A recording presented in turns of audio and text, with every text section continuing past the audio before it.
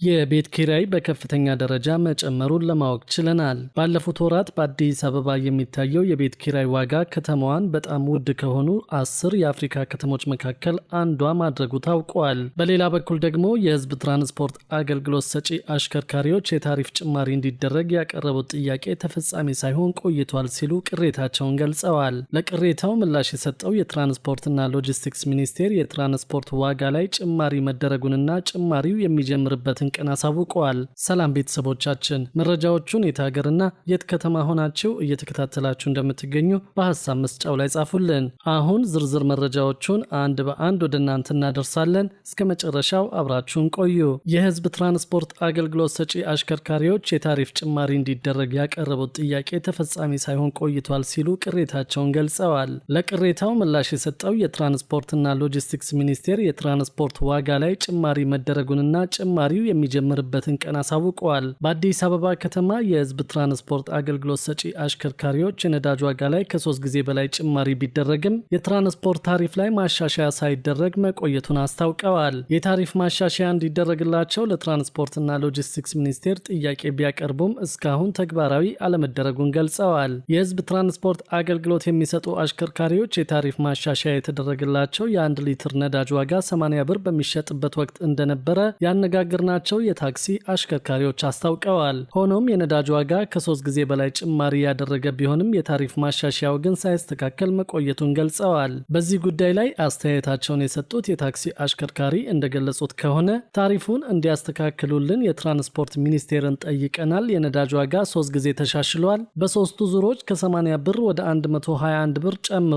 ነገር ግን ምንም የታክሲ ታሪፍ ማሻሻያ አልተደረገም በማለት አስረድተዋል። አሁንም የትራንስፖርት ዋጋው ሳይጨምር የነዳጅ ዋጋ ላይ ጭማሪ መደረጉ ታውቋል። ተግባራዊ በተደረገው የነዳጅ ምርቶች የችርቻሮ ዋጋ መሰረት 121 ብር ሲሸጥ የነበረውን 1 ሊትር ቤንዚን 8 ብር ከ12 ሳንቲም ጨምሮ በ129 ብር ከ12 ሳንቲም መሸጥ መጀመሩ ታውቋል። ነጭ ናፍጣና ኬሮሲንም በተመሳሳይ ዋጋ እንዲሸጡ መወሰኑን የንግድና ቀጠናዊ ትስስር ሚኒስቴር ይፋ ካደረገው መረጃ ላይ ተመልክተናል። የትራንስፖርትና ሎጂስቲክስ ሚኒስቴር በበኩሉ የትራንስፖርት ዋጋ ላይ በጥቂት ቀናት ውስጥ የዋጋ ጭማሪው ተግባራዊ እንደሚደረግ አሳውቀዋል። ከዚሁ ጎን ለጎን ደግሞ በነዳጅ ምርቶች ላይ የሚጣል የ30 በመቶ ግብር እንደማይኖር መንግስት አሳውቀዋል። ከታህሳስ ወር 2018 ዓ.ም ጀምሮ በነዳጅ ምርቶች ላይ የሚተገበር የ30 በመቶ ግብር እንደማይኖር የነዳጅና ኤነርጂ ባለስልጣን ያስታወቀው። የነዳጅና ኤነርጂ ባለስልጣን ዋና ዳይሬክተር ዶክተር ደስታው መኳንንት ከታህሳስ ወር 2018 ዓ.ም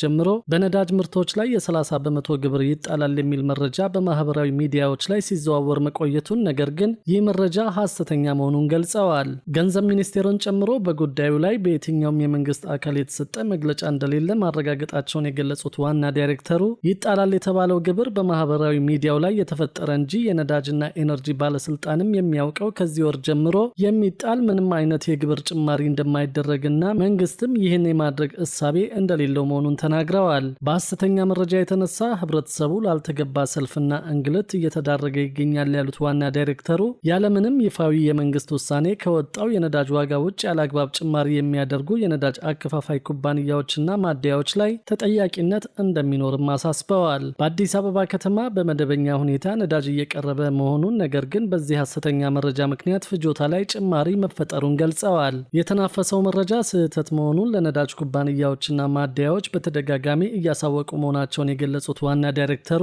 ኩባንያዎቹ ባልተፈለገ መንገድ ታለው ከጅቡቲ የተረከቡትን ነዳጅ ላልተገባ ጥቅም የማዋል እሳቤ እንዳይፈጠርባቸው በድጋሚ አሳስበዋል። ባለስልጣኑ የተለያዩ ስርዓቶችን በመከተል ጥብቅ የሆነ ክትትል እያደረገ እንደሚገኝ፣ በዚህ ውስጥ ህገወጥ ተግባር ላይ የተሰማሩ እየተገኙና ቁጥጥር እየተደረገባቸው መሆኑንና የተላለፈባቸውን ውሳኔ ወደፊት እንደሚያሳውቁ ጠቁመዋል። በቅርቡ በአፋር ክልል ሰመራ ሎጊያ ከተማ አስተዳደር የነዳጅ ምርቶች ላይ ቅሸባ እየተፈጸመበት የሚገኝ ስፍራ ላይ በብሔራዊ መረጃና ደህንነት አገልግሎት በተደረገ ጥናትና ከፌዴራልና ከክልሉ ፖሊስ ጋር በመሆን በተደረገ የክትትል ስራ 10 አጥፊዎች በቁጥጥር ስር መዋላቸው መገለጹ ይታወሳል። በሌላ በኩል ደግሞ የቤት ኪራይ በከፍተኛ ደረጃ መጨመሩን ለማወቅ ችለናል። ባለፉት ወራት በአዲስ አበባ ከተማ የሚታየው የቤት ኪራይ ዋጋ ከተማዋን በጣም ውድ ከሆኑ 10 የአፍሪካ ከተሞች መካከል አንዷ ማድረጉ ታውቋል። አዲስ አበባ በ2025 የፈረንጆች ዓመት ከፍተኛ የቤት ኪራይ ከሚያስከፍሉ 10 የአፍሪካ ከተሞች መካከል መመደቧን